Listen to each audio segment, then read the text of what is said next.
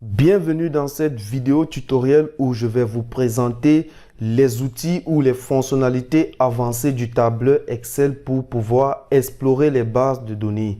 Alors, précédemment, nous avons abordé la notion de base de données. Nous avons vu les différents critères à respecter à la lettre lorsqu'on veut concevoir une base de données sur Excel.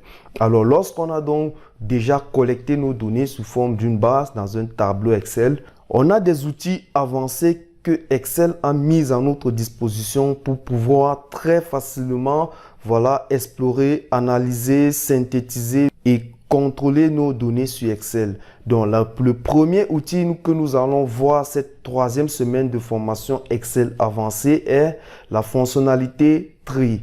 Alors, les tris vont nous permettre donc d'organiser nos données selon un ordre spécifique.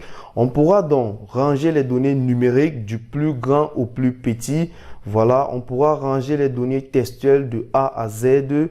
On pourra ranger les données dates de la plus ancienne à la plus récente. Vous comprenez donc qu'il existe trois types de tri sur Excel, puisqu'on a trois types de données qu'on pourra être appelé à trier. On peut trier soit des données numériques d'ordre croissant ou l'ordre décroissant, soit des données textuelles de A à Z ou de Z à A, soit des données datent de la plus ancienne à la plus récente et vice-versa.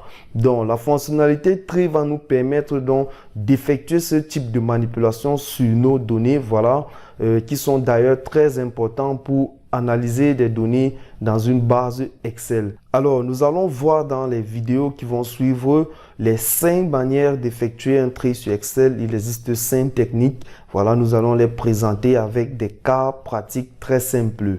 Ensuite, nous allons faire appel à la fonctionnalité filtre. Voilà, dont l'objectif est de faire apparaître une partie de votre base de données selon votre critère de choix. Donc, on peut vouloir visualiser les ventes faites en un mois précis, par exemple janvier. Donc, on va faire un filtre sur les dates et on va uniquement faire apparaître dans notre base les ventes effectuées au mois de janvier. Donc ça, c'est un type de filtre. On peut faire des filtres sur des montants. On peut vouloir voir uniquement les montants qui sont supérieurs à 10 000. On peut vouloir voir les 10 premières ventes. On fait un filtre et on a fait apparaître uniquement les données selon un critère spécifique. Là, c'est la fonctionnalité filtre opposée à la fonctionnalité tri. Voilà, le tri laisse apparaître toutes les données juste selon un ordre spécifique. Voilà.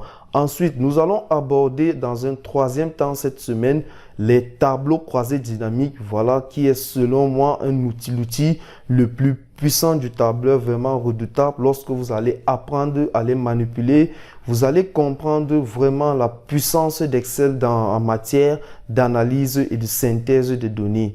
Voilà, on va pouvoir prendre de vastes bases de données et les analyser, retrouver tout ce qu'on veut à l'intérieur grâce à des manipulations avec des tableaux croisés dynamiques. L'avantage ici, c'est qu'on va s'en passer de beaucoup de fonctions, des algorithmes de fonctions.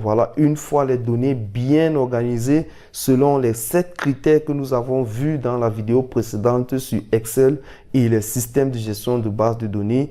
Lorsqu'on a respecté ces critères, vous allez voir donc comment l'analyse va devenir très facile, je vais dire fascinant. Pour finir, nous allons aborder donc les mises en forme conditionnelles. Voilà cette fonctionnalité ou cet outil Excel qui va nous permettre de contrôler nos données. On va pouvoir mettre des alertes sur nos données. On va pouvoir indiquer une forme à nos données selon une valeur précise. Donc, nous y reviendrons dans les cas pratiques tout au long de cette semaine. Nous allons une fois passer sur des cas pratiques car ces fonctionnalités ne sont pas si complexes que ça, bien qu'elles sont des fonctionnalités avancées, mais la meilleure manière de les maîtriser, de les apprendre, c'est au travers des cas pratiques bien précis. Donc, nous n'allons plus faire d'une présentation PowerPoint pour vous perdre dans la théorie. Nous allons passer sur des cas pratiques. Utiliser la fonctionnalité tri, utiliser la fonctionnalité filtre. Nous allons prendre une base de données, l'analyser avec des tableaux croisés dynamiques et voir tout ce qu'on peut faire avec ces tableaux croisés dynamiques sur cette base. Également, nous allons simuler des cas de mise en forme conditionnelle pour mieux appréhender ces fonctionnalités avancées du tableur. Alors, je vous donne rendez-vous sur mon écran où nous allons commencer avec les fonctionnalités tri.